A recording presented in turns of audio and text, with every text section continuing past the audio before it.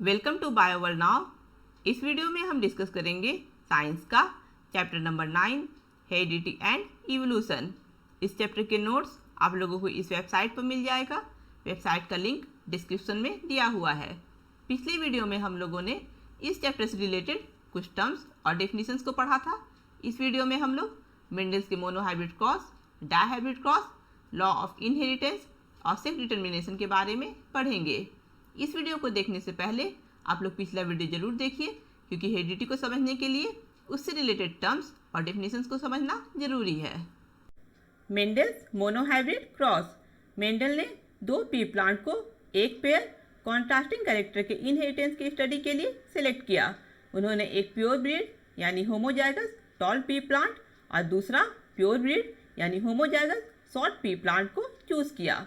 यानी यहाँ P plant का कॉन्ट्रास्टिंग कैरेक्टर है एक टॉल प्लांट और दूसरा शॉर्ट प्लांट। यहाँ हम लोग देखेंगे कि अगर एक टॉल प्लांट और एक शॉर्ट प्लांट को आपस में क्रॉस किया जाएगा तो उसका ऑफ स्प्रिंग टॉल होगा या शॉर्ट होगा। यहाँ होमोजाइगस टॉल पी प्लांट का जीनोटाइप है कैपिटल टी और होमोजाइगस शॉर्ट पी प्लांट का जीनोटाइप है स्मॉल टी। जब इन दो पी प्लांट को क्रॉस पॉलिनेशन के द्वारा आपस में क्रॉस किया गया तो मेंडल ने ऑब्जर्व किया कि F1 जनरेशन के सभी प्रोजेनी यानी सभी ऑफ स्प्रिंग टॉल हैं। इसके बाद मेंडल ने F1 जनरेशन के टॉल प्लांट को सेल्फ पॉलिनेशन के द्वारा आपस में क्रॉस किया और F2 प्रोजेनी को जनरेट किया। मेंडल ने ऑब्जर्व किया कि F2 जनरेशन में सभी प्लांट टॉल नहीं हैं, बल्कि 4 प्लांट में से 3 प्लांट टॉल है और 1 प्लांट शॉर्ट है। इस एक्सपेरिमेंट से मेंडल ने यह पता लगाया कि दोनों कॉन्ट्रास्टिंग कैरेक्टर यानी टॉलनेस का कैरेक्टर और शॉर्टनेस का कैरेक्टर पेरेंट से F1 जनरेशन में इनहेरिटेड हुआ है, लेकिन F1 जनरेशन में सिर्फ टॉलनेस का कैरेक्टर ही एक्सप्रेस हुआ है और शॉर्टनेस का कैरेक्टर सप्रेस्ड हो गया है यानी छिप गया है। इसलिए सभी F1 प्लांट टॉल दिखाई दे रहे हैं। अगर शॉर्टनेस का कैरेक्टर F1 प्लांट में प्रेजेंट नहीं होता तो F2 जनरेशन में कोई भी प्लांट शॉर्ट नहीं दिखाई देता। मेंडल ने यह भी पता लगाया कि टॉलनेस का कैरेक्टर जो एक्सप्रेस्ड हो रहा है वो डोमिनेंट कैरेक्टर है और शॉर्टनेस का कैरेक्टर जो सप्रेस्ड हो गया है यानी छिप गया है वो रिसेसिव कैरेक्टर है। इसलिए F1 जनरेशन में सभी प्लांट टॉल दिखाई दे रहा है और F2 जनरेशन में 4 में से 3 प्लांट टॉल है और 1 प्लांट शॉर्ट है। मेंडल के मोनोहाइब्रिड क्रॉस को यहाँ फिर से समझ लेते हैं। क्योंकि ये एक मोनोहाइब्रिड क्रॉस है इसलिए दो पी प्लांट को एक पेयर कॉन्ट्रास्टिंग कैरेक्टर की स्टडी के लिए लिया गया है। यानी एक होमोजाइगस टॉल पी प्लांट और दूसरा homozygous short P plant. Homozygous tall P plant का जीनोटाइप है कैपिटल टी और होमोजाइगस शॉर्ट पी प्लांट का जीनोटाइप है स्मॉल टी। क्योंकि यहाँ दोनों ही प्लांट होमोजाइगस है इसलिए टॉल पी प्लांट का दोनों गैमेट कैपिटल टी और शॉर्ट पी प्लांट का दोनों गैमेट स्मॉल टी होगा। जब टॉल पी प्लांट के गैमेट यानी कैपिटल टी को शॉर्ट पी प्लांट के गैमेट यानी स्मॉल टी से कंबाइन किया जाएगा तो capital T small T genotype produce होगा। यानी F1 जनरेशन के सभी प्लांट का genotype capital T small T होगा और सभी प्लांट टॉल होंगे। क्योंकि यहाँ कैपिटल टी यानी टॉलनेस के लिए डोमिनेंट एलील प्रेजेंट है और ये स्मॉल टी यानी शॉर्टनेस के इफेक्ट को छिपा देगा। यानी जब होमोजाइगस टॉल पी प्लांट को होमोजाइगस शॉर्ट पी प्लांट से क्रॉस किया जाएगा तो F1 जनरेशन के सभी प्लांट टॉल होंगे और सभी प्लांट का genotype capital T small T होगा। मेंडल ने F1 प्लांट को सेल्फ पॉलिनेशन के द्वारा F2 जनरेशन के प्लांट को प्रोड्यूस किया। क्योंकि F1 जनरेशन के सभी प्लांट हेट्रोजाइगस है यानी यहाँ capital T small T present है इसलिए ये 2 टाइप के गैमेट को प्रोड्यूस करेगा। एक प्लांट का गैमेट होगा कैपिटल टी स्मॉल टी और दूसरे प्लांट का भी गैमेट होगा कैपिटल टी स्मॉल टी। ये कैपिटल टी और ये कैपिटल टी आपस में कंबाइन होगा कैपिटल टी जीनोटाइप। ये कैपिटल टी और ये स्मॉल टी आपस में कंबाइन होकर capital T small T genotype. ये स्मॉल टी और ये कैपिटल टी आपस में कंबाइन होकर capital T small T genotype और ये स्मॉल टी और ये स्मॉल टी आपस में कंबाइन होकर स्मॉल टी जीनोटाइप प्रोड्यूस होगा। इस क्रॉस को हम पुनित स्क्वायर के हेल्प से इजीली डिटेक्ट कर सकते हैं। यहाँ ये कैपिटल टी और ये स्मॉल टी F1 जनरेशन के एक प्लांट का 2 डिफरेंट गैमेट है और ये कैपिटल टी और ये स्मॉल टी F1 जनरेशन के ही दूसरे प्लांट का 2 डिफरेंट गैमेट है।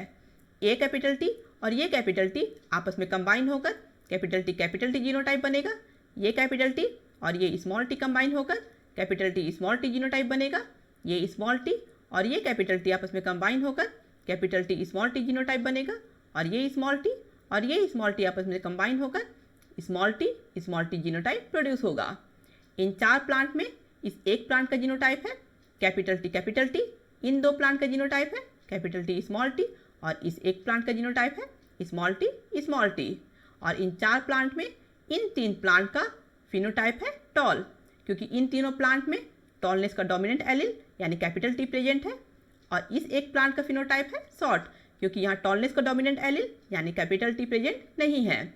इस तरह से मोनोहाइब्रिड क्रॉस में F2 जनरेशन का फिनोटाइप रेशियो है 3:1 यानी 3 टॉल प्लांट और एक शॉर्ट प्लांट और जीनोटाइप रेशियो है 1:2:1 यानी एक का जीनोटाइप है कैपिटल टी, 2 प्लांट का जीनोटाइप है कैपिटल टी स्मॉल टी और एक प्लांट का जीनोटाइप है small T. Mendel's dihybrid cross. Mendel ने 2 पेयर कॉन्ट्रास्टिंग कैरेक्टर के इनहेरिटेंस की स्टडी के लिए डायहाइब्रिड क्रॉस को परफॉर्म किया। उन्होंने डायहाइब्रिड क्रॉस को परफॉर्म करने के लिए 2 पी प्लांट को सिलेक्ट किया। फर्स्ट प्योर ब्रीड यानी homozygous pea plant with round yellow seed और सेकेंड प्योर ब्रीड यानी homozygous pea plant with wrinkle green seed, यानी यहाँ सीड का शेप और सीड का कलर 2 ट्रेट्स हैं। एक प्लांट में सीड राउंड शेप में और येलो कलर में है और दूसरे प्लांट में सीड रिंकल शेप में और ग्रीन कलर में है।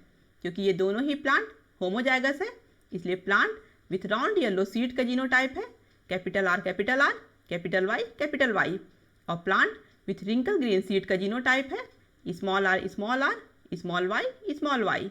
जब इन दोनों प्लांट्स को क्रॉस पॉलिनेशन के द्वारा आपस में क्रॉस किया गया तो मेंडल ने ऑब्जर्व किया कि F1 जनरेशन के सभी प्रोजेनी यानी सभी ऑफस्प्रिंग में राउंड येलो सीड प्रेजेंट है। इस तरह से यहाँ round yellow seed dominant trait है। इसके बाद मेंडल ने F1 जनरेशन के प्रोजेनी को सेल्फ पॉलिनेशन के द्वारा F2 प्रोजेनी को जनरेट किया। मेंडल ने ऑब्जर्व किया कि F2 जनरेशन में प्रोजेनी 4 डिफरेंट टाइप के सीड डिफरेंट कॉम्बिनेशन के साथ में प्रोड्यूस हुए हैं और ये 9:3:3:1 के रेशियो में प्रेजेंट है, यानी 16 में से 9 प्लांट में राउंड येलो सीड, 3 प्लांट में राउंड ग्रीन सीड, 3 प्लांट में रिंकल येलो सीड और एक प्लांट में रिंकल ग्रीन सीड प्रेजेंट है। नेक्स्ट पेज में हम लोग पुनित स्क्वायर के हेल्प से F2 जनरेशन के जीनोटाइप और फेनोटाइप रेशियो को डिटेक्ट करेंगे। यहाँ डायहाइब्रिड क्रॉस में एक प्लांट में सीड राउंड शेप में और येलो कलर में है और दूसरे प्लांट में सीड रिंकल शेप में और ग्रीन कलर में है और ये दोनों ही प्लांट होमोजाइगस है, इसलिए इस प्लांट का जीनोटाइप है कैपिटल आर कैपिटल वाई और इस प्लांट का जीनोटाइप है स्मॉल वाई। इस प्लांट का गैमेट होगा कैपिटल आर कैपिटल वाई और इस प्लांट का गैमेट होगा स्मॉल वाई। जब इन दोनों प्लांट के गैमेट आपस में कंबाइन होंगे तो capital R capital Y small y genotype के प्लांट प्रोड्यूस होंगे, यानी F1 जनरेशन के सभी प्लांट का genotype capital R capital Y small y होगा और F1 जनरेशन के सभी प्लांट में सीड राउंड शेप में और येलो कलर में होगा, क्योंकि यहाँ राउंड शेप और येलो कलर के लिए डोमिनेंट एलिल प्रेजेंट है और ये रिंकल शेप और ग्रीन कलर के लिए रिसेसिव एलिल के इफेक्ट को छिपा देगा। मेंडल ने F1 जनरेशन को सेल्फ पॉलिनेशन के द्वारा F2 जनरेशन के प्लांट को प्रोड्यूस किया। क्योंकि यहाँ F1 जनरेशन के प्लांट हेट्रोजाइगस जीनोटाइप के हैं इसलिए F1 जनरेशन के प्लांट 4 डिफरेंट टाइप के गैमेट प्रोड्यूस करेंगे। First capital R capital Y, second capital R small y, third small r capital Y और फोर्थ स्मॉल वाई। और इस प्लांट का भी गैमेट होगा capital R capital Y, capital R small r capital Y और small y. F2 generation के phenotype और genotype ratio को हम लोग पुनित स्क्वायर के हेल्प से डिटेक्ट करेंगे। ये F1 जनरेशन के एक प्लांट का 4 डिफरेंट गैमेट है और ये F1 जनरेशन के ही दूसरे प्लांट का 4 डिफरेंट गैमेट है। जब ये दोनों गैमेट आपस में कंबाइन होगा तो capital R capital Y genotype का प्लांट प्रोड्यूस होगा। जब ये दोनों गैमेट आपस में कंबाइन होगा तो capital R capital Y small y genotype का प्लांट प्रोड्यूस होगा। जब ये दोनों गैमेट आपस में कंबाइन होगा तो capital R capital Y genotype का प्लांट प्रोड्यूस होगा।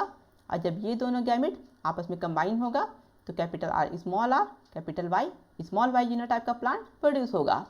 सेम इसी तरह से ये सभी गैमेट दूसरे प्लांट के इन चारों गैमेट से एक एक करके कंबाइन होगा तो इतने डिफरेंट जीनोटाइप का प्लांट प्रोड्यूस होगा। यहाँ 16 में से 9 प्लांट यानी जिन प्लांट का जीनोटाइप ब्लैक कलर में लिखा हुआ है उन प्लांट में सीड राउंड शेप में और येलो कलर में है, क्योंकि यहाँ राउंड शेप और येलो कलर के लिए डोमिनेंट एलील प्रेजेंट है। 16 में 3 प्लांट यानी जिन प्लांट का जीनोटाइप रेड कलर में लिखा हुआ है उनमें सीड राउंड शेप में और ग्रीन कलर में है, क्योंकि यहाँ राउंड शेप के लिए डोमिनेंट एलील प्रेजेंट है लेकिन येलो कलर के लिए डोमिनेंट एलील प्रेजेंट नहीं है। 16 में से इन 3 प्लांट में सीड रिंकल शेप में और येलो कलर में है, क्योंकि यहाँ राउंड शेप के लिए डोमिनेंट एलील प्रेजेंट नहीं है लेकिन येलो कलर के लिए डोमिनेंट एलील प्रेजेंट है। और 16 में से सिर्फ एक प्लांट में सीड रिंकल शेप में और ग्रीन कलर में है, क्योंकि यहाँ राउंड शेप और येलो कलर के लिए एक भी डोमिनेंट एलील प्रेजेंट नहीं है। इस तरह से डायहाइब्रिड क्रॉस में F2 जनरेशन का फिनोटाइप रेशियो है 9:3:3:1 और जीनोटाइपिक रेशियो है 1:2:1:2:4:2:1:2:1। नेक्स्ट है Mendel's law of inheritance. First law है law of dominance. Law of dominance कहता है कि हेटेरोजाइगस कंडीशन में यानी अगर किसी जीन में एक डोमिनेंट एलील और एक रिसेसिव एलील प्रेजेंट है तो डोमिनेंट एलील ही फेनोटाइप प्रोड्यूस करेगा और डोमिनेंट एलील रिसेसिव एलील के इफेक्ट को छिपा देगा। यानी अगर यहाँ capital T small T plant के हाइट के लिए जीनोटाइप है, जिसमें कैपिटल टी टॉलनेस के लिए एलील है और स्मॉल टी शॉर्टनेस के लिए एलील है, तो कैपिटल टी यानी डोमिनेंट एलील स्मॉल टी यानी रिसेसिव एलील के इफेक्ट को छिपा देगा, जिसके कारण प्लांट टॉल दिखाई देगा, यानी प्लांट का फिनोटाइप टॉल होगा। इस तरह से डोमिनेंट एलील ही फिनोटाइप प्रोड्यूस करेगा। सेकेंड लॉ है law of segregation. Law of segregation कहता है कि गैमेट फॉर्मेशन के समय किसी भी पेरेंट के पर्टिकुलर जीन का दोनों एलील रैंडमली एक दूसरे से अलग हो जाता है और गैमेट फॉर्म करता है, जिसके कारण ऑफ स्प्रिंग अपने दोनों पेरेंट से एक एक एलील रिसीव करता है। लॉ ऑफ सेग्रीगेशन को हम लोग मोनोहाइब्रिड क्रॉस के एग्जाम्पल से समझ सकते हैं। यहाँ टॉल प्लांट के जीन का दोनों एलील यानी कैपिटल टी एक दूसरे से अलग होकर कैपिटल टी गैमेट प्रोड्यूस हुआ है और शॉर्ट प्लांट के जीन का भी दोनों एलील यानी स्मॉल टी एक दूसरे से अलग होकर स्मॉल टी गैमेट प्रोड्यूस हुआ है, जिसके कारण ऑफ स्प्रिंग अपने दोनों पेरेंट से एक एक एलील रिसीव करता है।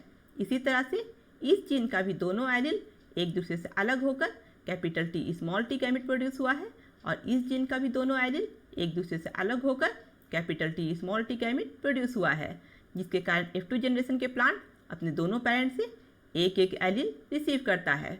यानी इस जीन का एक एलील एक पेरेंट से और दूसरा एलील दूसरे पेरेंट से, इस जीन का एक एलील एक पेरेंट से और दूसरा एलील दूसरे पेरेंट से, इस जीन का भी एक एलील एक पेरेंट से और दूसरा एलील दूसरे पेरेंट से, और इस जीन का भी एक एलील एक पेरेंट से और दूसरा एलील दूसरे पेरेंट से। इस तरह से हम देखते हैं कि गैमेट फॉर्मेशन के समय पर्टिकुलर जीन का दोनों एलील एक दूसरे से अलग होकर गैमेट फॉर्म करता है, जिसके कारण ऑफ स्प्रिंग अपने दोनों पेरेंट से एक एक एलील रिसीव करता है। थर्ड लॉ है law of independent assortment. Law of independent assortment कहता है कि एक से अधिक पेयर के ट्रेट के इनहेरिटेंस के समय ट्रेट का एक पेयर ट्रेट के दूसरे पेयर से इंडिपेंडेंटली अलग हो जाता है। इसलिए गैमेट फॉर्मेशन के समय डिफरेंट ट्रेट का एलील एक दूसरे से अलग होकर इंडिपेंडेंटली पास होता है। क्योंकि ये लॉ एक से अधिक पेयर के ट्रेट के इनहेरिटेंस के लिए है, इसलिए इस लॉ को हम डायहाइब्रिड क्रॉस के एग्जाम्पल से समझ सकते हैं। यहाँ डायहाइब्रिड क्रॉस में दो ट्रेट्स हैं, एक सीड का शेप और दूसरा सीड का कलर। एक प्लांट में सीड राउंड शेप में और येलो कलर में है और दूसरे प्लांट में सीड रिंकल शेप में और ग्रीन कलर में है। जब ये दोनों ट्रेट्स यानी सीड का शेप और सीड का कलर पेरेंट से ऑफ स्प्रिंग में जाता है तो दोनों ट्रेट्स एक दूसरे से अलग हो जाता है, यानी सीड का शेप और सीड का कलर एक दूसरे से अलग हो जाता है। जैसे इस प्लांट में सीड का राउंड शेप सीड के येलो कलर से अलग हो जाता है और इस प्लांट में सीड का रिंकल शेप सीड के ग्रीन कलर से अलग हो जाता है। इसलिए F2 जनरेशन में राउंड येलो सीड और रिंकल ग्रीन सीड के साथ साथ राउंड ग्रीन सीड और रिंकल येलो सीड के प्लांट भी प्रोड्यूस हुए हैं।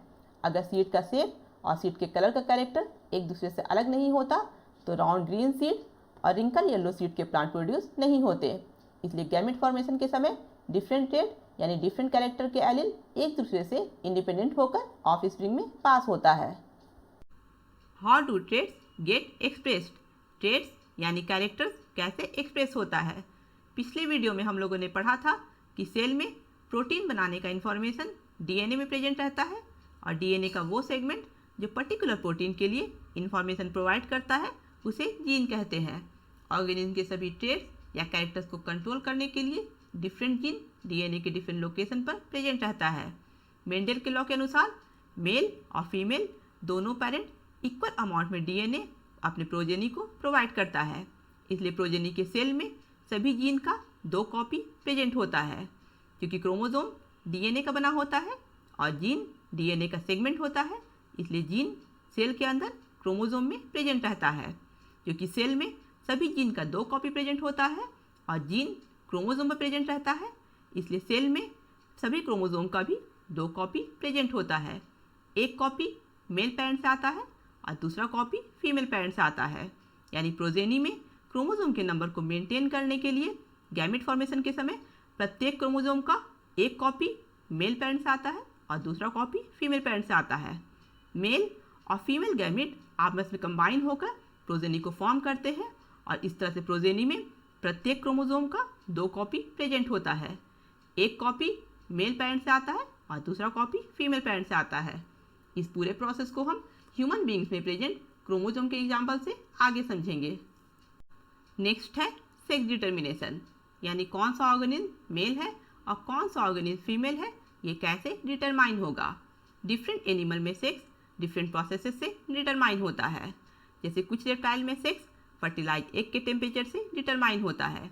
टर्टल के केस में अगर एग हाई टेम्परेचर पर है तो फीमेल टर्टल प्रोड्यूस होगा और अगर एग लो टेम्परेचर पर है तो मेल टर्टल प्रोड्यूस होगा। लेकिन क्रोकोडाइल और एलिगेटर के केस में अगर एग हाई टेम्परेचर पर है तो मेल प्रोड्यूस होगा और अगर एग लो टेम्परेचर पर है तो फीमेल प्रोड्यूस होगा। कुछ एनिमल में सेक्स चेंज होता है।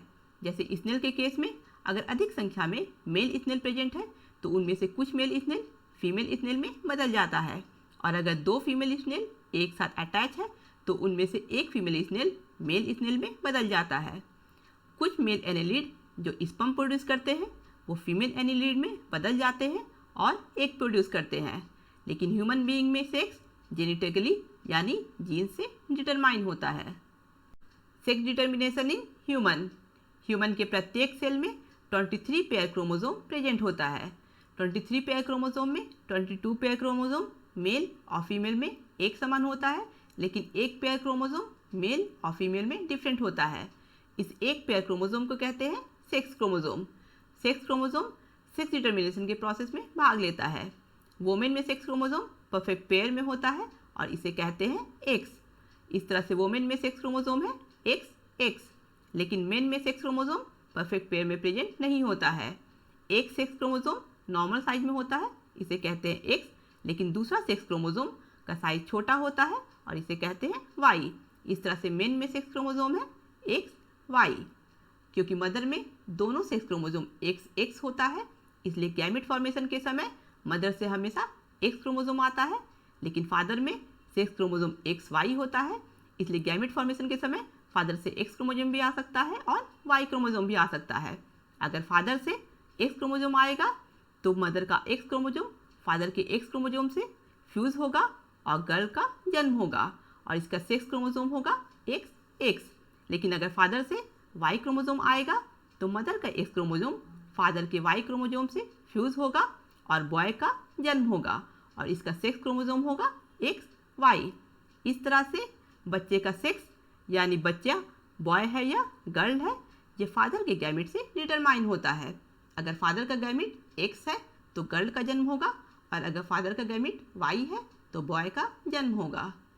ह्यूमन में सेक्स डिटर्मिनेशन के प्रोसेस को यहाँ एक बार फिर समझ लेते हैं। यहाँ फीमेल और मेल दोनों में ही 23 पेयर क्रोमोसोम प्रेजेंट है। इन 23 पेयर क्रोमोसोम में 22 पेयर क्रोमोसोम फीमेल और मेल में एक समान है, लेकिन एक पेयर क्रोमोसोम यानी सेक्स क्रोमोसोम फीमेल और मेल में डिफरेंट है। मेल में एक पेयर सेक्स क्रोमोसोम में एक क्रोमोसोम छोटा है और इसे वाई से रिप्रेजेंट किया जाता है। इस तरह से फीमेल में सेक्स क्रोमोसोम है एक्स एक्स और मेल में सेक्स क्रोमोसोम है XY, क्योंकि फीमेल में दोनों सेक्स क्रोमोसोम XX है, इसलिए इसमें सिर्फ X गैमेट प्रोड्यूस होगा, लेकिन मेल में सेक्स क्रोमोसोम XY है, इसलिए इसमें दो टाइप का गैमेट प्रोड्यूस होगा, एक X और दूसरा Y।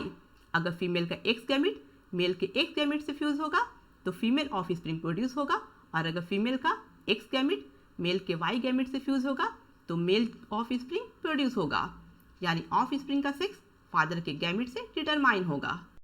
अगर आप लोगों को ये वीडियो पसंद आया है तो इसे लाइक करें, अपने फ्रेंड के साथ शेयर करें और मेरे चैनल को सब्सक्राइब करें।